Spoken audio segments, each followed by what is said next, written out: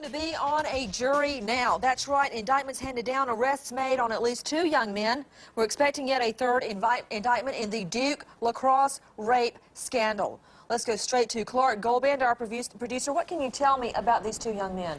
They come from some nice homes in the shadow of New York City, Nance. Let's first start with Colin's home. It's in Garden City, New York. I'm sorry. When did you get on a first-name basis with a defendant in a rape case? Well, I'm not. Okay, Mr. Finnerty, go ahead. Okay, Mr. Finnerty's home is assessed at $1,900,000. I'm asking you about the family. Why are you giving me $2 million? What does that mean to me? That's how much their house is worth, where he comes from. And in Garden City, New York. Your point is? I thought you would be interested in their backgrounds. We have the others. Rich? Is that what you're telling me? Well, I'm telling you they do have some nice homes, Nancy, and we also have one from Reed Seligman. His comes in at about $1,300,000. A very nice area as well. Essex Fells. Okay, what is this? It's about a half-hour away from Manhattan on the Jersey side. So what you just witnessed was a clip from the Nancy Grace Show, one of the many iterations of her show. I believe that specific one was on the HLN network. And the reason I opened with this clip, out of all the clips related to this scandal that I could have opened with, is because I believe this one, above all others, really epitomizes what this case was all about. And of course, I'm talking about the intersection of race, class, and gender. This was the perfect case in the year 2006 in order to sell the downtrodden minority narrative against the privileged, rich, straight white male. This was the Duke Lacrosse alleged rape case. I want to go to Stephen Miller with the Duke Conservative Union. Stephen Miller, what's your response to the indictments handed down and the arrests? Well, I think I speak for many students when I say that we're very, very concerned that 2 innocent people may have possibly just had their lives ruined. Lord. You're saying it's not possible or innocent. That's not even in the realm of possibility. It's not possible, but a grand jury has heard evidence and deemed this fit to go to a trial. Right, and we're saying that without ever hearing what the victim has to say, you're saying the grand jury is wrong. I'm not saying I'm convinced at all. The victim is lying, and your first problem is 2 innocent people. I didn't say that. I said we're concerned that it's possible that 2 innocent people may have had their lives ruined because this case does have many irregularities and many inconsistencies. Do you have a sister?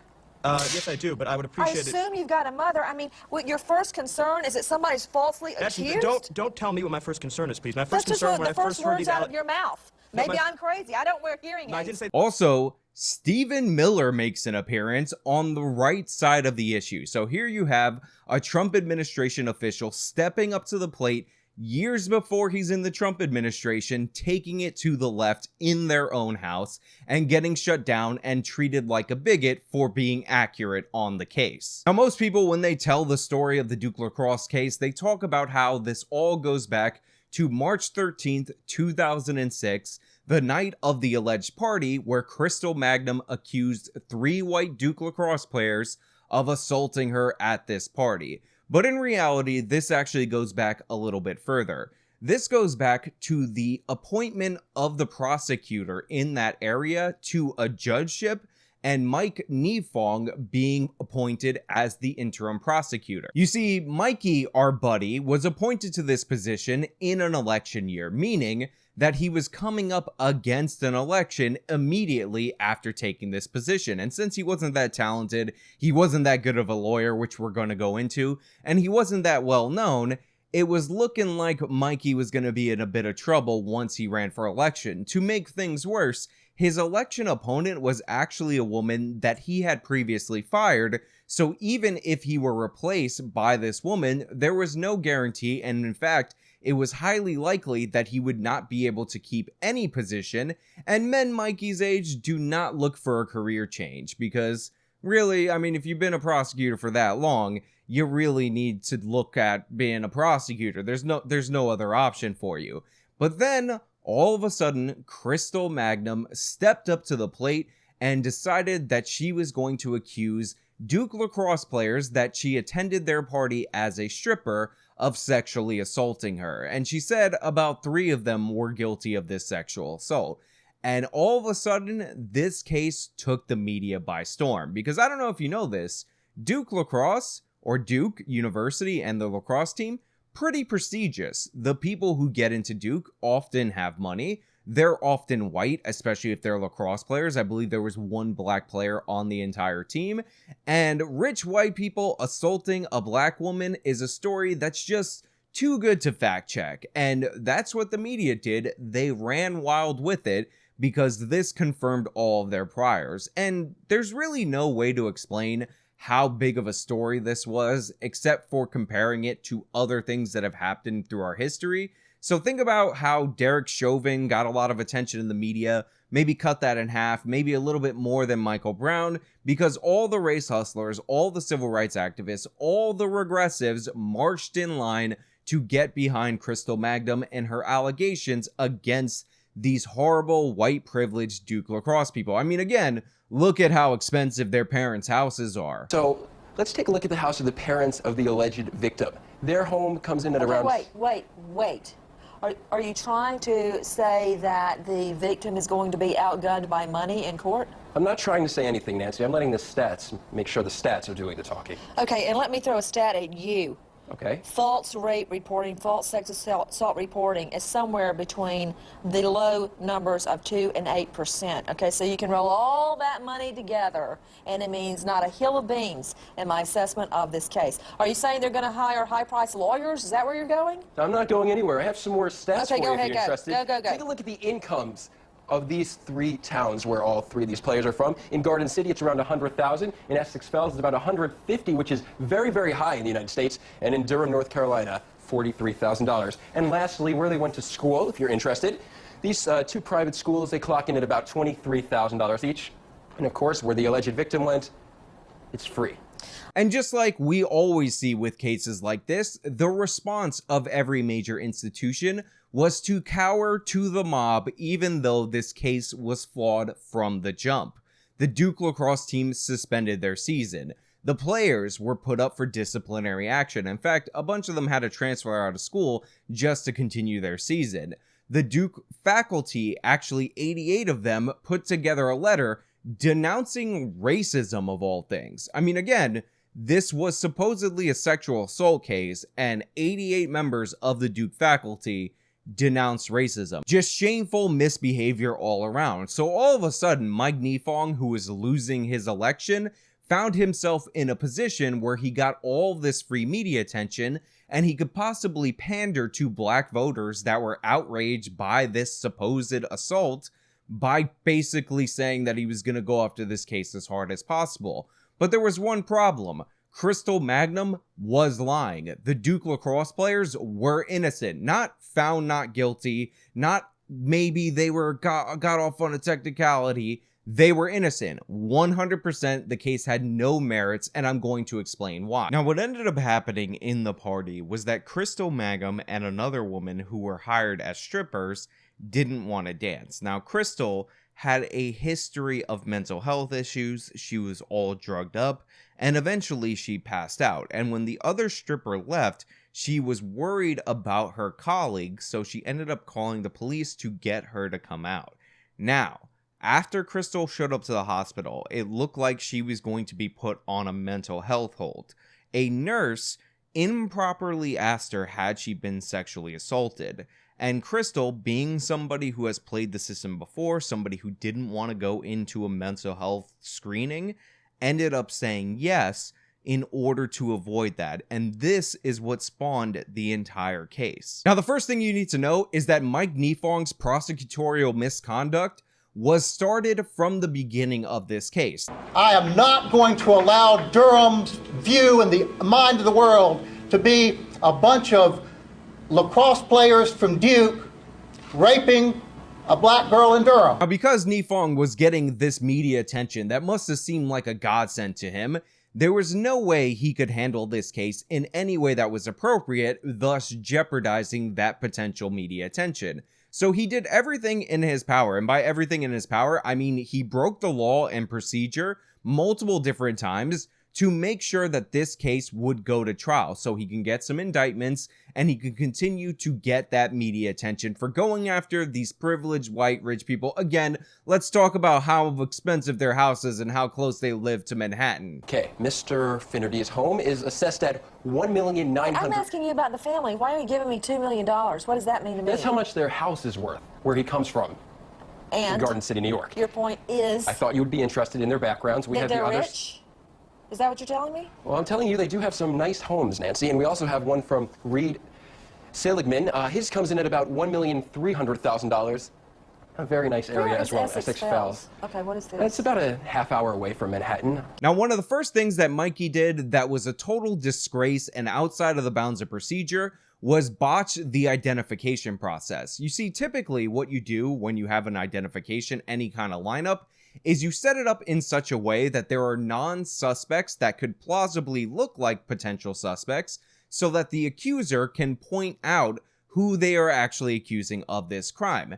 But that's too complicated for Mike Nifong. Again, he's up for re-election. So what Mike Nifong decided to do was only present this woman photos of members of the Duke Lacrosse team that were white. Needless to say, she selected people from that photo lineup. Now, this led to the arrest of 2 and then eventually the arrest of 3 of the Duke Lacrosse players: David Evans, Colin Finnerty, and Reed Siegelman. Now, when these guys were arrested, of course, they were scorched by the media. The Nancy Grace segment was one among many different segments that basically said that these kids were guilty because they were rich and white and they went to a prestigious university, and the person that they were accused of attacking was a girl that went to a much less prestigious university, North Carolina Central University, where the tuition isn't even comparable. These evil white racists were evil and white and racist, and they had money, therefore they were guilty because this poor black woman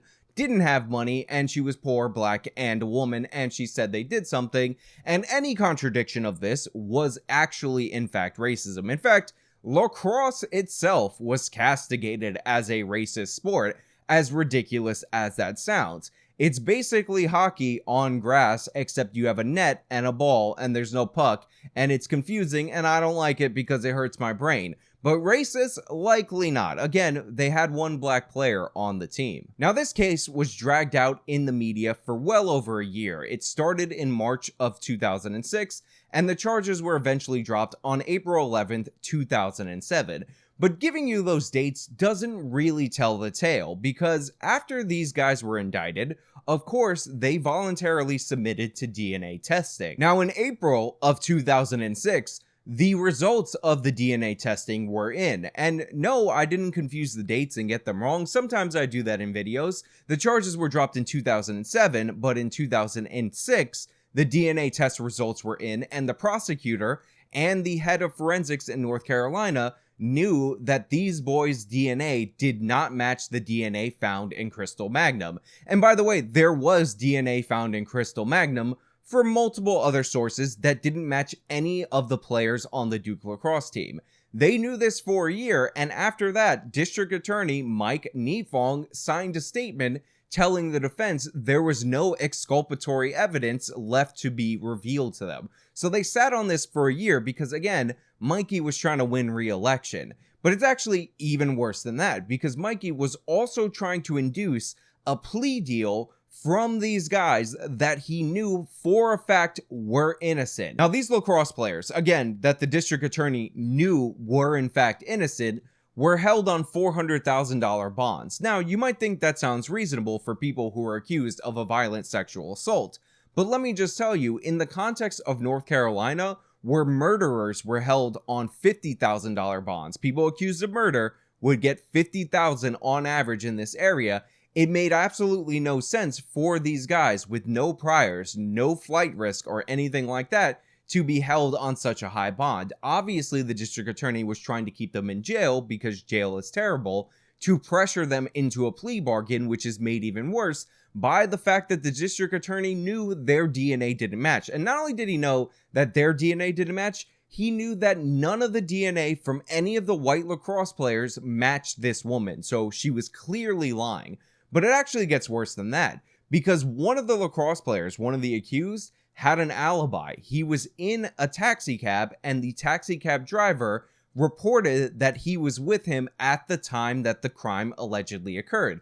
On top of that, one of the places that he drove in the taxi cab caught him and the cab driver on surveillance cam, thus confirming that alibi. Now, the cab driver went on TV to tell this tale, and the reason he went on TV was because nobody in the police department or at the district attorney's office cared about his story, at least until after he told his story in public on television. Because shortly after that TV interview aired, the cab driver was picked up by the police on a 3-year-old shoplifting charge, and he was interrogated by the police about everything and anything but shoplifting for 5 hours. Oh, and did I forget to mention that the 3-year-old shoplifting charge that the cab driver was tagged with and brought in and questioned for 5 hours as an intimidation tactic wasn't even a shoplifting charge against him? You see, he picked up some passengers after they did shoplifting, and that was used by the prosecution and the police to pick this man up, drag him into an interrogation room, and scare him out of spoiling Mr. Mei Fong's election campaign. Let me break this down for you and make this 100% clear. We had a case that was national news in the United States of America for a year. In fact, it was extremely taboo for anybody to take the side of the Duke Lacrosse boys, even though they were completely innocent. The story was full of holes from the jump, and it relied on the prosecutor deliberately obfuscating the facts to even maintain itself in the public eye for that long. It was propped up for an election campaign, based solely on the fact that the accused in this incident were richer or wealthier white males, and the accuser was a poor, downtrodden black female, and people were too uncomfortable with the issues of race, class, and gender to actually ask for information, to demand the results of DNA testing that was conducted immediately following the accusations that for some reason were suppressed and hidden by the head of forensics and by the prosecutor for a full year. It led to the election of Mike Nifong, and it led to Duke University denouncing its own students, firing the coach of their lacrosse team as if the coach had anything to do with any of this, and shutting down their own team's season as a punishment collectively for a crime that wasn't even committed by 3 of the players on the team. Also, the Duke faculty, again 88 members, signed a letter denouncing racism, as if 3 white guys committing a crime against a black woman, if it did happen, which by the way it did not happen, would have had anything to do with race just inherently. And this was all done in the year 2006, when people largely believed that this was the before time, before the woke, before all the craziness, before the SJWs took over. Well, it wasn't the before time. This was always how the left operated, and this perversion of justice should be brought up every single time the left tries to prop up this evil white person who supposedly attacked a black person, because this is the only reason they care about it, and this case is picture perfect proof that they never care about the facts. The Duke Lacrosse boys were 100% innocent. That's not my word for it. That actually comes from the Attorney General of North Carolina after he reviewed the case. This were the result of a tragic rush to accuse and a failure to verify serious allegations. Based on the significant inconsistencies between the evidence and the various accounts given by the accusing witness, we believe these 3 individuals are innocent. And it was speculated before he did his press conference that he was going to use some weaselly terms like insufficient evidence or maybe they're not guilty of the crime. But he went even further just to show you how bad the malpractice of Nifong was in an effort to get himself elected. And if you don't believe me, take what happened to Nifong after his re-election and after it was revealed all the shady things that he did. He was disbarred. Now, unfortunately, he didn't serve any time in jail for what he did, although he definitely deserves it. He was trying to extort through the law convictions and plea bargains from innocent people that he knew he was innocent in order to prop himself up politically, and I think that's criminal, but unfortunately he was able to get away with that, so thank God he was disbarred and he'll never be able to do something like this again. But what about the alleged victim, Crystal Magnum, the woman with all the DNA samples on her body and in her underwear that don't match any of the Duke Lacrosse people, but do match a bunch of other people? Where is she now? Well, you won't be surprised to know this based on the character of the person that was presented that maintained that this totally happened, and it was definitely the Duke Lacrosse people, even after DNA evidence proved them innocent, that Crystal is in jail right now. She's in jail for a second-degree murder that she committed in 2013, and this is among a long litany of other crimes this woman committed.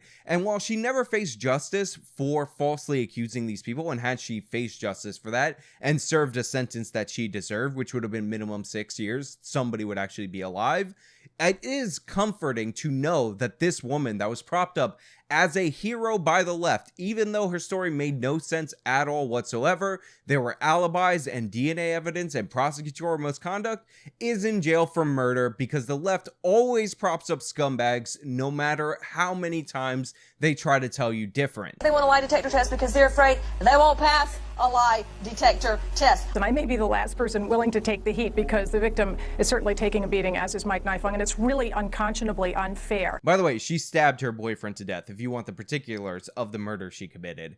Now, the reason I'm bringing this story up, even though it's, 15 years old and we're nowhere near the anniversary, so it doesn't make any sense, is because I think it's intuitive to understand what happens when we embrace the idea of group justice, social justice, over individual justice. One of the most chilling things I read, and it comes from Thomas Sowell's book, and a portion of the book that is actually dedicated to the Duke Lacrosse scandal, is an account from a male black student at the university that the accuser went to, where this male black student basically says he wants the Duke Lacrosse boys prosecuted, whether or not they're guilty or innocent, because white men have done things to black women in the past.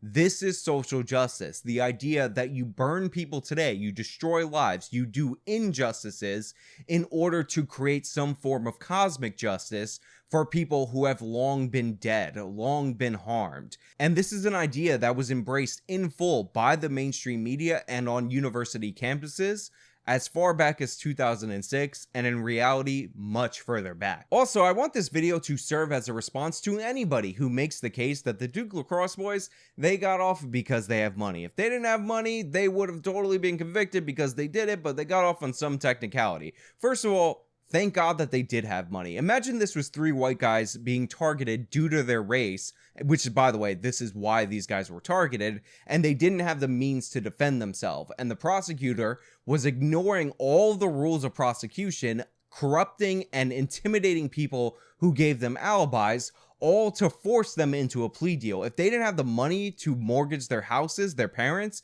in order to pay their bail, how would this case have turned out? How would this case have gone forward? This would have been a precedent for the left that they could string up any person they wanted based on the idea that the thing fits their priors going forward. And they already believe that. They already still try that, but at least they were beaten back and exposed in this case, and that's why it's important to never let it go. Never stop talking about what happened, and never stop pointing to people like Jesse Jackson and all the black leaders who backed the accuser and backed the prosecutor, even though the prosecutor was obviously corrupt and this case had nothing to it from the jump. But hey, those are just my thoughts. Let me know your thoughts down in the comments below. If you like the video, you can show me by leaving a like. You can subscribe for more content. Follow me on all my social medias. You can support me via the support links in the description box. This has been me talking about the Duke Lacrosse case. Till next time.